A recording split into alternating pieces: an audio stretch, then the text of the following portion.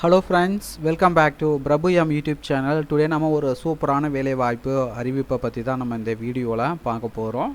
So இந்த பதவிக்கு பார்த்திங்கன்னா ஆன்லைனிலோ ஆஃப்லைனிலோ விண்ணப்பிக்க முடியாது, நேரடியாக இன்டர்வியூக்கு வர சொல்லியிருக்காங்க. ஸோ தகுதியும் விருப்பமும் உள்ளவர்கள் நிறைய போய்ட்டு இன்டர்வியூவில் வந்து கலந்து கொள்ளலாம். ஃபீஸ்லாம் வந்து கிடையாது. இதற்கான முழு விவரங்கள் பார்க்கலாம் வாங்க. அதற்கு முன்னாடி டெய்லியும் வரக்கூடிய தமிழ்நாடு அரசு வேலைவாய்ப்பு அறிவிப்புகள், மத்திய அரசு வேலைவாய்ப்பு அறிவிப்புகள் அனைத்துமே நீங்கள் பார்த்து கொண்டிருக்கிற இந்த வெப்சைட்டில் தான் டெய்லியுமே எக்கச்சக்கமான ஜாப்ஸ் நோட்டிஃபிகேஷனை அப்டேட் பண்ணிகிட்ருக்கோம். ஸோ இந்த இணையதளத்தினுடைய லிங்க் பார்த்தீங்கன்னா நீங்கள் பார்த்து கொண்டிருக்க இந்த வீடியோவுக்கு கீழே உள்ள டிஸ்கிரிப்ஷனில் அதுக்கான லிங்க் வந்து கொடுக்குறேன். போயிட்டு விசிட் பண்ணி பாருங்கள், உங்களுக்கு ரொம்பவே யூஸ்ஃபுல்லாக இருக்கும். ஸோ பார்த்தீங்கன்னா நண்பர்களே, இந்த வேலைவாய்ப்பு அறிவிப்பு பார்த்தீங்கன்னா டிடி 160 திண்டுக்கல் மாவட்ட கூட்டுறவு பால் உற்பத்தியாளர்கள் ஒன்றியம் லீட் திண்டுக்கல் இங்கேருந்து பார்த்தீங்கன்னா நேர்காணல் அறிவிப்பு வெளியிட்டிருக்காங்க.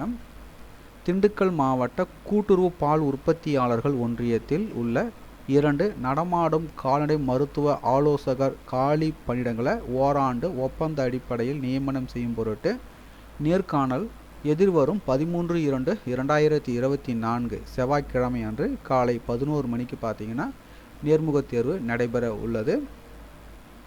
கீழ்கண்ட கல்வி தகுதி வாய்ந்த நபர்கள் அசல் சான்றுகளுடன் நேர்முகத் தேர்வில் கலந்து கொள்ளுமாறு சொல்லியிருக்காங்க. பதவியின் பெயர் பார்த்தீங்கன்னா நடமாடும் கால்நடை மருத்துவ ஆலோசகர் ஒப்பந்த அடிப்படையில். சம்பளம் பார்த்தீங்கன்னா 43,000 ரூபாய் தராங்க. கல்வி தகுதின்னு பார்த்தீங்கன்னா BVSc and AH with computer knowledge இருக்கணும். காலி பெண்கள் எண்ணிக்கை 2. நேர்முகத் தேர்வு நடைபெறும் நாள் பார்த்தீங்கன்னா 13/2/2024 காலை 11 மணிக்கு. இடம் பார்த்தீங்கன்னா திண்டுக்கல் தலைமை அலுவலகம், நம்பர் 9, கிழக்கு கோவிந்தபுரம், திண்டுக்கல் 624001. ஸோ இங்கே தான் பார்த்தீங்கன்னா நடைபெற இருக்கிறது. கண்டிப்பாக 2 சக்கர வாகனம் மற்றும் ஓட்டுநர் உரிமம் வைத்திருக்க வேண்டும் அப்படின்னு சொல்லியிருக்காங்க. மேலும் உங்களுக்கு கூடுதல் விவரங்கள் வேணால் நோட்டிஃபிகேஷனுடைய பிடிஎஃப் லிங்க் நீங்கள் பார்த்து கொண்டிருக்க இந்த வீடியோக்கு கீழே உள்ள டிஸ்கிரிப்ஷனில் அதுக்கான லிங்க் வந்து கொடுக்குறேன். டவுன்லோட் செய்து ஃபுல்லாக ரீட் பண்ணி பார்த்துக்குங்க. மீண்டும் நாம் அடுத்த ஒரு வீடியோவில் சந்திப்போம். அனைவருக்கும் நன்றி.